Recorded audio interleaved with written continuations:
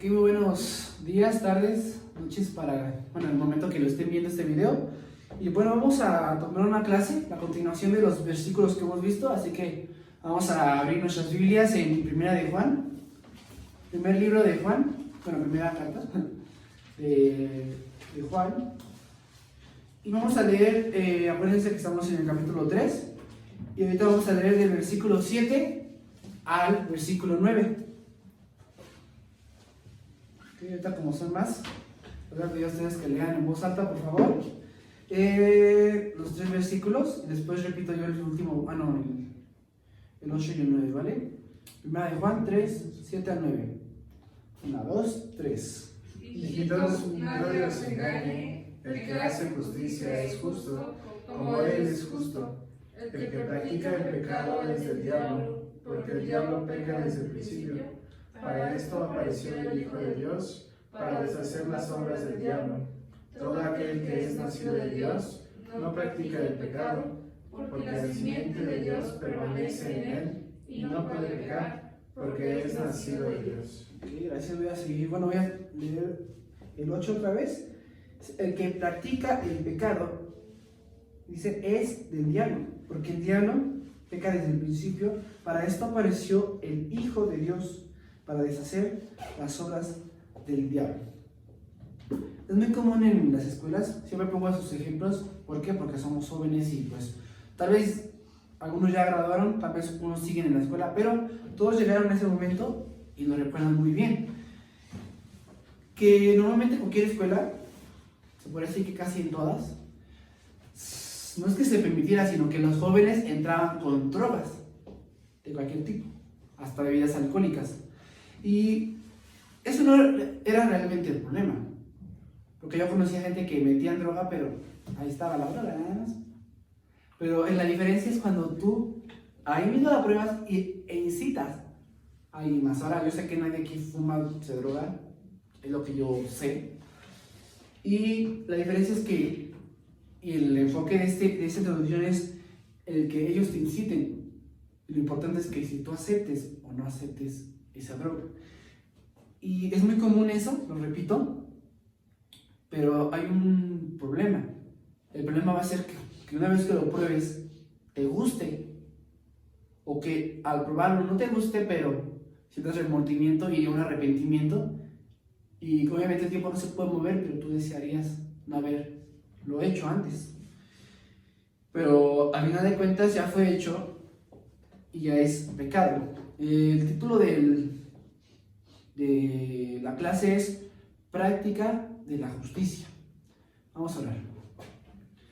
Agradecemos, Dios, por tus grandes misericordias y porque pues nos mantienes a nosotros con salud. Somos jóvenes, mi Dios, y pues los jóvenes tienen más fuerza en cuanto a las emociones, mi Dios, y en cuanto a las fuerzas físicas. Te pedimos que tú puedas darnos el entendimiento para poder explicarlo, mi Dios, esta clase, y también para los que vayan a escucharla, que puedan pues, ser hacedores de la palabra de Dios. Te lo pedimos esto en nombre de tu Hijo amado Cristo Jesús. Amén. Okay. Vamos a leer el 7. Ustedes síganme con la vista. Dice: hijitos, nadie os engañe. El que hace justicia, o sea, el que hace cosas buenas, dice, es justo, como Él es justo. Es un cambio de énfasis del versículo que detalla más lo que hemos visto en las clases pasadas. O sea, ese versículo es recalcar, pero inicia con la palabra hijitos. Es dirigido a nosotros, los hijos de Dios, los hijos de verdad, los hijos que, sí, como dije, los hijos de Dios, que son los ejemplares de Él. Y es muy importante que entendamos que el engaño es que nos inducen a algo. Satanás siempre que nos engaña, nos pone algo que va a ser atractivo a nosotros. Si a ti, por ejemplo, no tienes ahorita un sentimiento hacia una mujer, no te va a poner a una mujer, sabe que no le va a hacer importancia, pero si tú tienes en tu vida el alcoholismo o has tenido drogas en tu antigüedad, te lo vas a seguir poniendo. ¿Por qué? Porque es algo que tú fuiste o sigues siendo débil en la actualidad.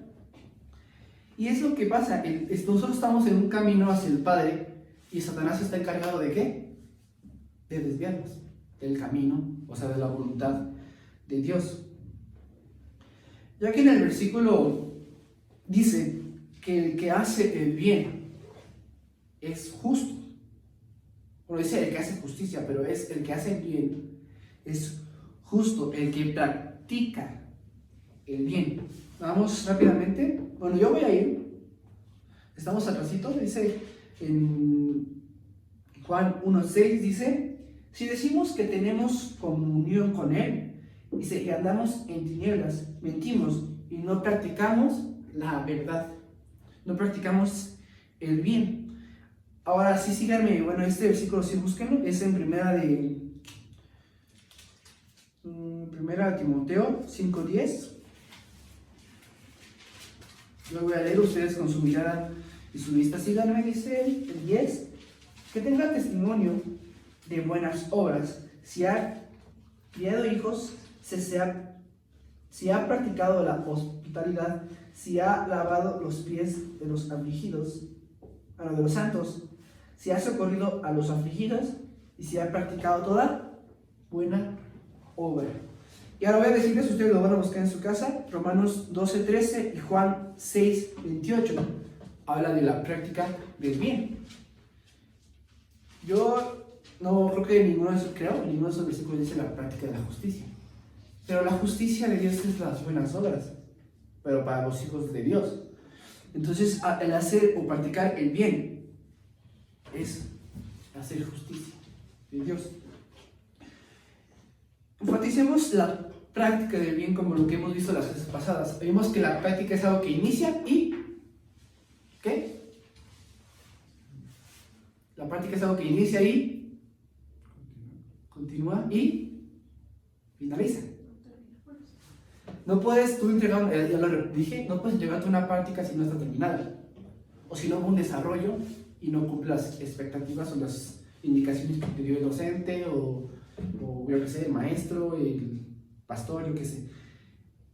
Una práctica es algo que inicia, o sea, se introduce, se desarrolla y termina. Una conclusión.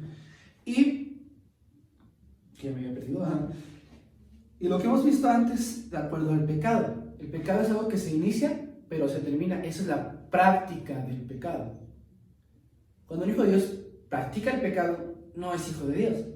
Más cuando uno peca, pero se arrepiente y no termina, o sea, no sigue su pecado, eso ya es un hijo de Dios. Pero mientras que sea práctica, que empiece y termine, o sea, es ese pecado que inició como una cosita insignificante, que es desde un momento de ver a una mujer, ¿no? Y al terminar que en el acto sexual, eso ya es una práctica. Y eso ya no se puede considerar. No podrían decir un pastor, yo sé que él es salvo. Un pastor o alguien diría, no, yo dudo que él sea salvo por lo que hizo. ¿Ok? Dice que también es humano el hacer cosas buenas. Como dije anteriormente en la clase, que los que están en pecado, o sea, los hijos del pecado, de Satanás, ellos practican el pecado, pero también por humanidad, como nosotros por humanidad hemos pecado, porque somos humanos, también el ser humano tiene por tendencia en hacer cosas buenas. No puede haber un hombre que nunca haga algo bueno. Sí, puede haber, no sé, yo no conozco, pero siempre hay algo en el corazón de una persona que te conmueve o te hace hacer algo bueno. Supongamos un drogadicto. Siempre, la mayoría ama a su madre. Y siempre es bueno por su madre. Ahí tiene una naturaleza buena. Pero fuera de eso, es puro pecado. En base a nosotros, y la práctica del bien es, tenemos pecado, sí. Pero fuera de eso, siempre tenemos que hacer el bien. La práctica del bien. Y eso es lo que voy a dar ahorita un ejemplo.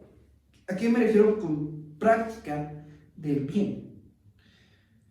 Se desarrolla y se termina esa práctica. Por ejemplo, ayer le dije a mamá que iba a hablar de esto, y el ejemplo que di es alguien que está en las drogas en la calle, o un vago que perdió su casa o perdió su familia, yo qué sé, cada quien tiene una vida diferente, pero la práctica del pecado, del bien, no solamente es darle 5 pesos, no solamente es darle comida, no solamente es darle una prenda. La práctica de ese pecado, de ese bien, es Sí, brindarle una ayuda económica, una ayuda de prenda, para que no sienta frío, yo qué sé, para que no esté sucio.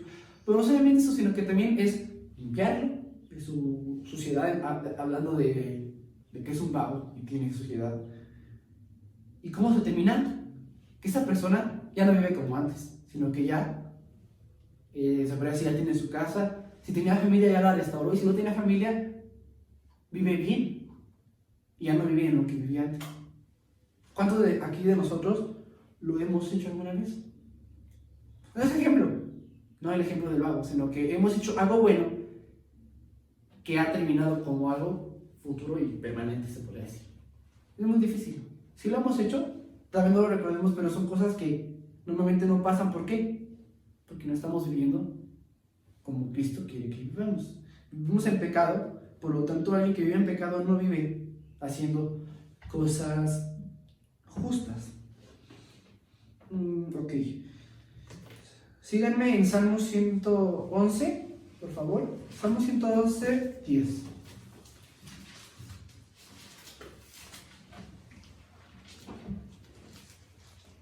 Salmo 111, 10. Dice: el principio de la sabiduría es el temor de Jehová. Ese buen entendimiento tienen todos los que practican sus mandamientos. Su loor permanece para siempre. Y es claro, dice buen entendimiento, pero ¿por qué antes tuvieron sabiduría? ¿Y cómo se obtiene la sabiduría? Estando en Dios, viviendo como Dios quiere. Y después dice que practican sus mandamientos, practica el bien, practica la voluntad de Dios, lo que Él te pide, y después termina con su loor permanece para siempre. Una práctica del pecado tiene que permanecer, tiene que tener un efecto duradero, un efecto, se puede decir, permanente en una persona, porque estamos hablando de buenas obras. Las buenas obras se hacen a las personas. Sí, puede ser un animal, pero un animal, al fin y al cabo, no se sabe si se va a ir al cielo, supuestamente no, pero algo permanente o eterno es un alma, y el alma la tiene un humano. ¿Ok? Espero que esté quedando claro. Si no, ya lo he dicho, me mandan un mensaje por WhatsApp y se lo aclaramos. Por ejemplo, eso que dije del vago se necesita de un esfuerzo y mucho trabajo. Siempre que hacemos algo bueno, va a necesitar de mucho trabajo, porque nos va a costar. ¿Por qué? Porque nuestra naturaleza ha sido pecaminosa, porque así nacimos. Pero en Cristo Jesús podemos hacerlo, y nosotros mismos no podemos con nuestras propias fuerzas. Por eso es un trabajo muy difícil para un hombre, pero para Dios no lo es. Para Dios nada es imposible para Él. Versículo 8, vamos a regresarnos a la primera de Juan 3:8. Dice: el que practica el pecado, ¿qué dice? Es del diablo. Ahora, entonces, ¿qué onda? Siempre que leemos algo así de es del diablo, es muy fuerte esa declaración. ¿Por qué? Se agrega un nuevo personaje. Antes no se habló del diablo, se hablaba del pecado, sí, pero no se habla del diablo. ¿Por qué no se habla del diablo? ¿Por qué se enfatiza? Juan traza hacia atrás una ruta del pecado hasta Satanás, el padre del pecado. Y eso lo dice Juan 8:44. Ustedes búsquenlo. Ahí dice: el padre del pecado es el diablo. No tal vez como lo dije yo, pero es lo mismo. Él lo dice claramente: el pecado es del diablo. Y en el versículo 7 puede entenderse como advertencia de lo que se vio la semana pasada. Como de, ya vimos esto, pero dice: hijitos, que nadie os engañe. Que diciendo, te estoy advirtiendo, ya lo sabes, pero siempre hay un hijo desobediente que se va. Entonces dice: te vuelvo a recordar. Es muy, ¿qué? Importante. Cuando se repite la Biblia no es porque tiene suma importancia. En el versículo 8 se explica que la práctica del pecado es del diablo. Por ende, no puede ser, el que practica el pecado no puede ser hijo de Dios. El que tiene la ley de Dios es perfecta, la ley. Entonces, alguien que practica el bien es perfecto, bueno, es santo, es perfecto como Él lo es. Ahora, después hablaremos de acuerdo a la perfección del ser humano, porque obviamente nadie es perfecto. Eso se aclarará un poquito después, ya que no tiene mucho tema, bueno, mucho enfoque en lo que vamos a ver este día. Entonces, un hijo de Dios no puede pecar, porque si peca como el que peca desde el principio, o sea, Satanás, ya nosotros, al haber pecado, estamos satisfaciendo al diablo y no a Dios. Por tanto, no estamos siendo hijos de Dios, porque no estamos satisfaciendo al Padre, estamos dando satisfacción al diablo, que es el padre del pecado. Y esto nos lleva a la segunda parte de este versículo 8. Dice, para esto apareció ¿qué? El Hijo de Dios, para deshacer las obras del diablo. Deshacer, destruir, terminar esas obras pasadas que teníamos nosotros en nuestra vida. Entonces, por eso podría decir yo claramente, uno que no practica el pecado es porque Dios entró a su vida y deshizo las obras del diablo. La clase pasada hablamos de la propiciación y quiero aclarar un punto muy importante porque tiene que ver con el tema, la ley de Cristo. ¿Por qué? Porque muchos dicen ya no estamos bajo la ley, cuando antes estuvieron los antepasados en el Antiguo Testamento. Ahorita estamos bajo la ley de Cristo. La ley de Moisés era una ley que inculpaba el pecado con pena de muerte.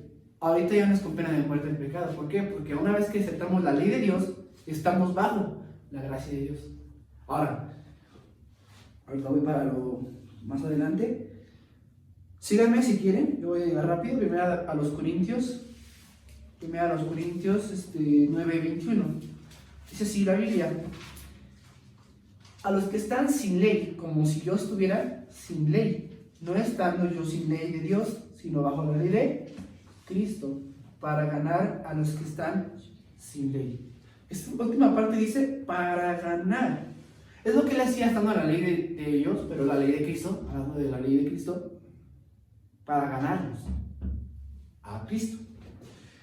Y dice Gálatas 6:2, igual si gustan seguirme, Gálatas 6:2, un poquitito adelante.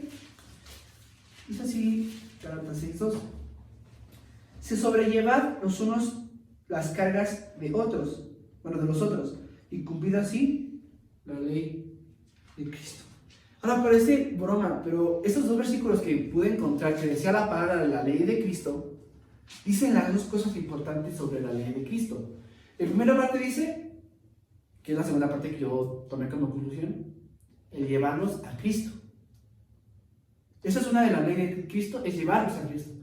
Y la primera parte de la ley de Cristo es sobrellevar los unos a los otros. En otras palabras, que Cristo nos dejó es amarnos los unos a los otros como Cristo amó a su iglesia. Él ya dio el ejemplo, pues nosotros tenemos el mismo propósito o la misma ordenanza que Cristo nos dejó. Entonces, para aclararlo, si gustan apuntarlo, la ley de Cristo es el amarnos los unos a los otros y dar nuestra vida por los que están perdidos, para que sean salvos. ¿Ok? Ahora esto lo voy a leer más por lectura porque es algo muy importante. Pongan mucha atención. Dice, la ley de Cristo se nos trae el poder de vivir conforme a esa justicia. Nos da el poder. La ley de Moisés fue instituida por Dios con pena de muerte para los que la infraccionaran, o sea, la ley. Pero Jesús vino para salvar a su pueblo de sus pecados, así dándoles vida. La ley de Cristo la conocemos también como la dispensación de la gracia.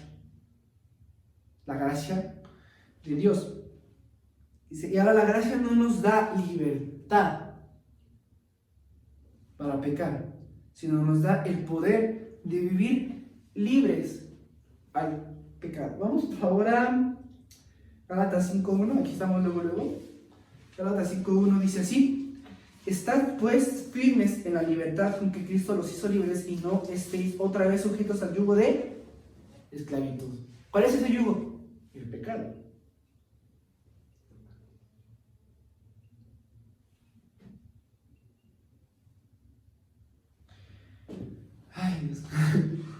Sujetos otra vez al yugo. Aclarado, hablando del pecado. No podemos estar sujetos a ese yugo. Un yugo y esclavitud significa permanencia. Tú no puedes librarte de una esclavitud. Tú no puedes escaparte de alguien que está esclavizado porque te va a alcanzar. Y te puede hasta matar o te puede aumentar tu condena, se podría decir, o tu trabajo en la esclavitud en la que estás. Y eso es lo mismo con el pecado. No te puedes librar por ti mismo. No tienes tú el poder. Solamente Cristo tiene el poder de darte esa libertad. Ahora vamos a Juan 8:32. Está atrás Juan 8:32.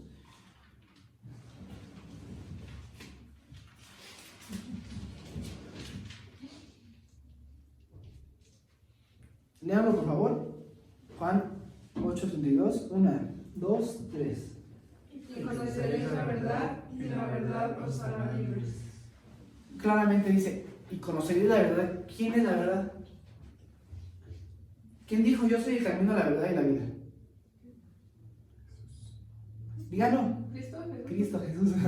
Que no nos escucha. Y ahora están en su casa todos. No, Cristo Jesús. Realmente la verdad, si la conoces, os hará libres. Claramente, si tú conoces a Cristo, Él te hará libre. Me están distrayendo, no sé, me están distrayendo, por favor. La ley de Cristo es el cumplimiento del plan perfecto de Dios, dice, formado desde antes de la fundación del mundo para salvar a la humanidad. Esa era la ley de Cristo. Pero la ley de Moisés fue dada a causa de las transgresiones. A causa del pecado dijo Dios, sabes que ya me hartaste, ser humano se podría decir, te voy a dar una ley. ¿Para qué? Para que tengas pena de muerte. Porque si no sabes que está mal, yo te lo voy a decir. Y una vez que ya lo sepas, ya hay consecuencia. Y después dice, mientras Dios preparaba al mundo para la venida de Cristo. Entonces la ley de Moisés fue dada para guiarnos a la ley de Cristo. El mundo y su venida de Cristo, o sea, preparaba al mundo para que Cristo viniera. Eso lo dice Gálatas 3:24. Vamos a Gálatas 3:24. Para que lean ese versículo. Gálatas ahora. 3:24. Dice así. De manera que la ley ha sido nuestro ayo. Ayo significa guía. Alguien que nuestro ayo es alguien que nos guía. Entonces dice la ley de... ¿Cuál? Que la ley ha sido nuestro ayo para llevarnos a Cristo, a fin de que fuésemos justificados por la fe. ¿Queda claro, no?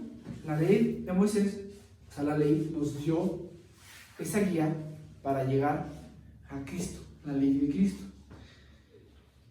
Ahora, las leyes son conocidas como los testamentos.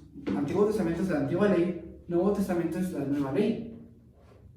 Y la ley es diferente, la antigua y la nueva. Pero al ser, ¿por qué son distintas? Porque al juntarlas o al guardarlas al mismo tiempo sería imposible. Porque son diferentes en cuanto a la ley. Siempre la ley cambia, pero no cambia, se podría decir, no hay permisividad, no sé cómo se diga. No hay permisos para que entiendan, ¿no? Si no es lo mismo, pero diferente, no te lo voy a decir. Para diferente época. Entonces son distintas, pero cuando las juntamos no se pueden contradecir, porque Dios es el autor de la ley del Antiguo Testamento y la ley del Nuevo Testamento. Entonces el mismo autor no puede contradecirse, no puede ser diferente en cuanto a la aplicación. ¿Entienden? Si no, hay todos de la ley. Si no, pregúnteme después de clase, aunque es demasiado claro, un mensaje, y dice escritas para su época, para cada época, la época del Antiguo y la época del Nuevo Testamento, a fin de que la ley de Moisés nos guíe a Cristo, dice, y ver que por obras no seremos justificados, no seremos salvos, solo por las obras que Cristo hizo en el Calvario por nosotros. Entonces dice, la ley nunca dice por obras. La Biblia siempre dice que no por obras. Porque si fuera por obras, es como decirte, lee la ley. Ya, si podemos decir, ay, que hago pocas, he roto pocas leyes, las que están aquí. Pero dice la Biblia que una vez pecando o rompiendo una ley, te haces transgresora de toda la ley, automáticamente. Y ya dije, ese ejemplo, la clase, creo que la primera. Si tú desobedeces una orden de tránsito, una ley de tránsito, rompes una, pero ya eres infractor de la ley. No, pues es que yo no he pecado en eso. No, pero si ya tuviste una infracción, ya eres alguien que desobedeció la ley. Ahora, el versículo 9, regresamos a 1 de Juan 3:9. Dice, todo aquel que es nacido de Dios no practica el pecado porque la simiente de Dios permanece en él. Y no puede pecar porque es nacido de Dios. De la abundancia del corazón habla la boca. Se puede aplicar como lo que es primero en tu vida, lo que es tu motor y tu sangre en tu vida, es lo que te va a llevar a lo que vas a hacer. Por ejemplo, si está primero el drogadicto, ¿no? ¿Qué es lo primero para él? La droga. Entonces toda su vida va a estar alrededor de la droga. Un alcohólico, lo mismo. Es su prioridad, trabaja para comprarse para que un salario se lo gaste en un día. O una quincena se lo gaste en un día, en un rato. El alcohol, todas las cosas están alrededor del alcohol. Por eso él subsiste. Y tu novio o tu esposo, yo qué sé. Puedes tener un montón de ídolos, el teléfono, la televisión, el internet, no sé, la consola. Esas cosas que te llevan más tiempo en toda tu vida, y si en ellos no puedes vivir, te mueres, haces berrinche y te estás ya retorciendo en el suelo y dices, ya, llévame Dios, por favor. Eso es lo que nos mantiene en ese pecado, porque está en el centro. Pero cuando estamos hablando de ser egoístas, es eso mismo. El egocentrismo es ego, yo, eso significa el ego, yo. Centrismo es centro. Por lo tanto, no voy a dar el ejemplo porque si no me agarro. El ego es yo soy el primero. Cualquier Dios que tú digas es un Dios, pero eres tú. Egocentrismo, egoísmo, no buscas a Dios. Una vida cristocéntrica es Cristo y después todo. Sin Él no hay nada más. Entonces, eso es lo que se refiere a la simiente de Dios, que permanece en nosotros. Entonces, todo el que es nacido de Dios no practica el pecado, sino practica el bien. ¿Por qué? Porque dice en Filipenses 2:13, Dios es el que produce en nosotros el querer como el hacer. Entonces, eso es claro, porque dice la obediencia de Dios. Alguien que ya tiene a Dios, Dios mete en su corazón el querer como el hacer. Entonces, alguien que no tiene el deseo de hacer algo bueno, no tiene a Jesús en su vida, porque no es cristocéntrico, no es Cristo, es Él, el ego. Entonces, por su buena voluntad, dice, claro que no podemos pecar, es bastante claro. Porque lo que nos impulsa en nuestro diario andar es Cristo. Y en el versículo, cuando habla de la simiente, podemos referirnos a dos cosas. Número uno, es la palabra de Dios. Eso, la simiente, es lo que está, dice la Biblia, esto, la ley, los mandamientos, esté en tu corazón. Dice, en mi corazón he guardado tus dichos para no pecar contra ti. Alguien que es, se podría decir, bueno, no se podría decir, alguien que es hijo de Dios, tiene la ley en su corazón, tiene la Biblia en su corazón. La otra simiente es el Espíritu Santo. Alguien que no tiene el Espíritu Santo no tiene la simiente de Dios, por lo tanto, no hace cosas buenas. Pero el que sí lo tiene, en el Espíritu en su corazón, practica lo bueno. Por consecuencia, por inercia. Y no porque tú quieras, sino porque Dios te lo produce a ti. Esas dos cosas nos impulsan a vivir una vida piadosa y una vida de buenas obras y el practicar la justicia de Dios. La voluntad de Dios, perdón, es dar testimonio con obras y acciones. Ahora no sé si lo he dicho muchas veces.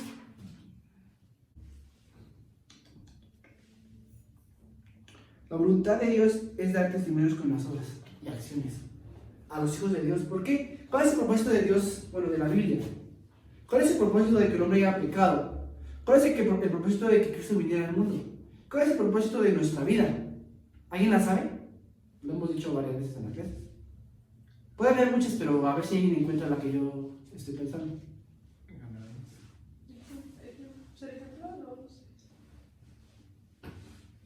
¿A mí, señor, a ustedes les ocurre algo? Ahora repítelo otra vez. ¿Cuál es el propósito por el cual pecamos? El propósito por el cual Cristo vino por nosotros. El propósito por el cual nosotros estamos aquí en el mundo. El fin. Salvación. Me confundí yo todo. Para hablar de Dios. Para hablar del Evangelio. ¿Qué dijiste antes?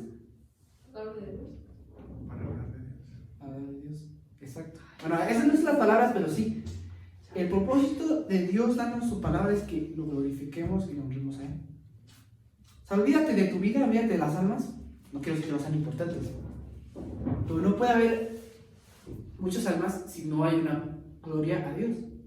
Porque Dios nos creó ¿para qué? Para que le alabemos. Dios nos creó ¿para qué? Para que le demos la honra y la gloria a Él. ¿Y cómo se da la honra y gloria a Él? Pues lo que dijeron. Ganando almas. ¿Qué dijiste tú? Ya no me acuerdo lo que dijiste. Ganando almas. Ajá, eso es lo que dijiste. Haciendo ejemplo. Eso es por la cual. El propósito de ganar almas es darle la honra y gloria a Dios. El propósito de hacer cosas buenas o dar testimonio es darle la honra y gloria a Dios. Eso es por el cual estamos nosotros aquí. Porque yo diría, si fuera todo para Cristo, entonces Cristo no le había pedido permiso a Dios de morir. De decir, no, yo no quiero morir, Dios, porque la verdad es muy difícil. Pero si tú quieres, ahí fue cuando dijo, pero que no se haga lo que yo quiero, sino lo que tú. Entonces está primero Dios. Entonces Cristo está hecho ¿para qué? Para que Dios esté primero en nuestra vida. Estando Cristo nosotros en el centro, obviamente, por obviedad está Cristo también primero. Porque Cristo y Dios es el mismo. ¿Ok? Estaba hablando con mi vecino de este tema y yo le dije a él, ¿qué es lo que a ti te mueve? ¿Cuál es tu impulso por el cual tú vives? Y él me dijo, pues hacer cosas buenas y le agradar a Dios, el hacer lo que Dios me pide. Me sorprendió su respuesta, pero eso es lo que Dios quiere. Que nuestro motor sea Él. Y el buscar de Él sea nuestro combustible. El que nos ayude a tener un buen camino.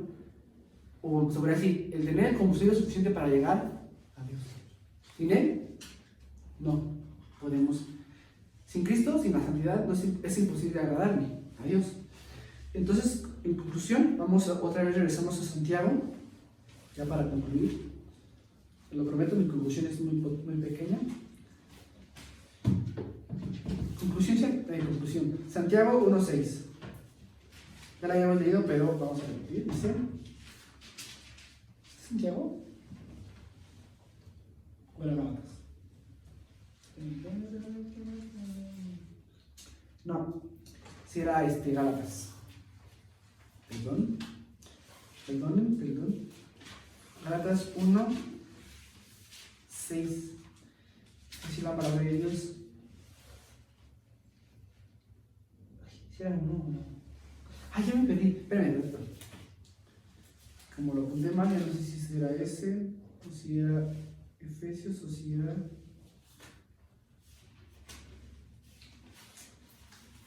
Ay, era primera de Juan. Está bien. Primera de Juan 1:6. Lo tengo que corregir porque si lo voy a dar, se me va a olvidar. Dice el 6: si decimos que tenemos comunión con Él y andamos en tinieblas, mentimos y no practicamos la verdad.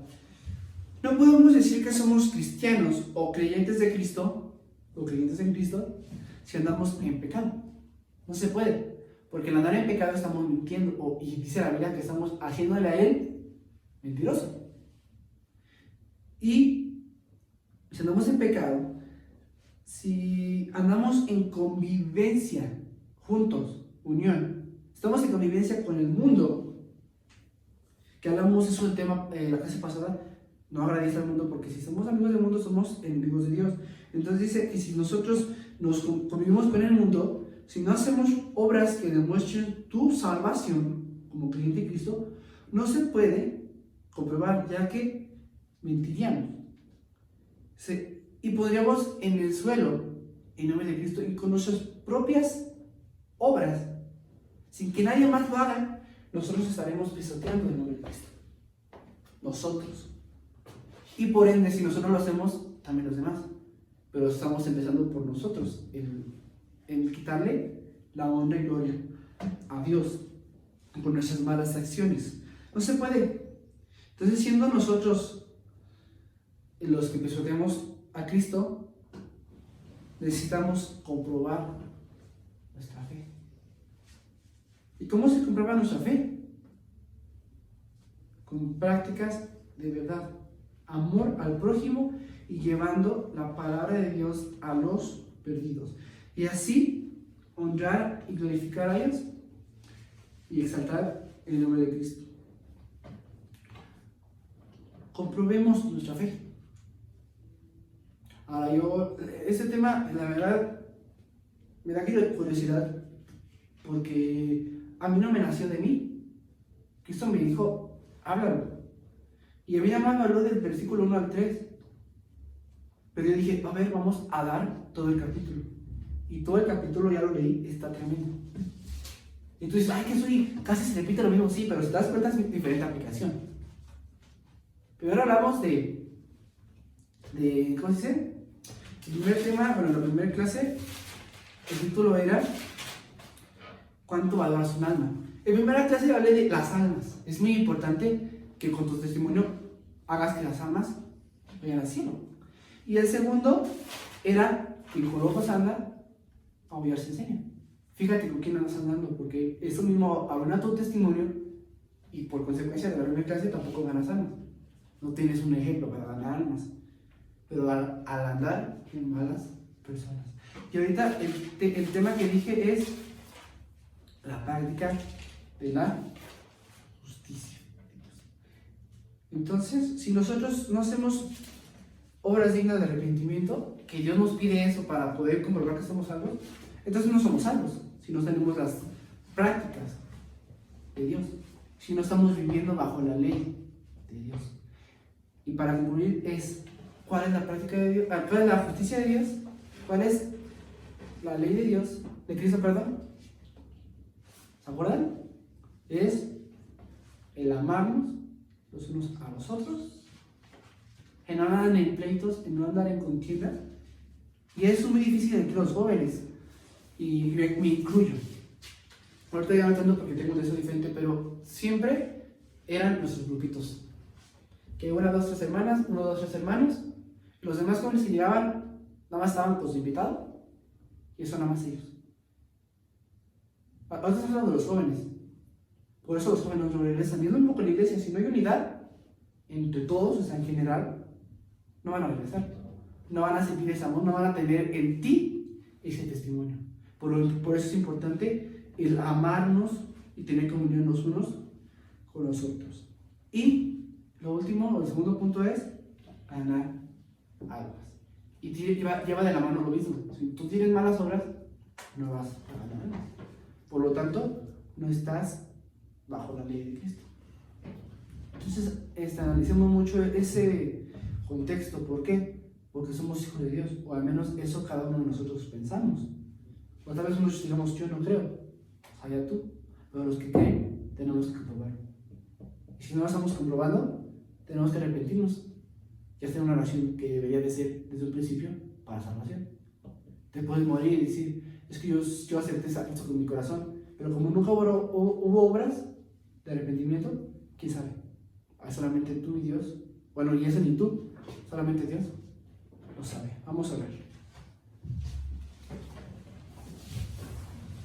Agradecemos, Dios, porque tú nos mantienes pues firmes en tu palabra. Estamos aquí pues como jóvenes unidos ante ti para poder pedirte tu sabiduría, que solamente viene de lo alto, y el hacer tus mandamientos, el cumplir tu voluntad, el practicar la verdad, el practicar el bien. ¿Para qué? Para que nuestro loor, se puede decir, lo que nosotros hacemos, permanezca para siempre, como tú, y lo que tú has hecho con Jesucristo ha permanecido por los siglos y los siglos. Te pedimos que tú nos des tu perdón, pero sobre todo que nos des y nos brindes de tu ayuda. Te lo pedimos esto en el nombre de tu Hijo amado Cristo Jesús. Amén. Que jóvenes, Dios les bendiga. Saludos. Los extrañamos. Esperemos verlos la siguiente semana o pronto. Dios les bendiga.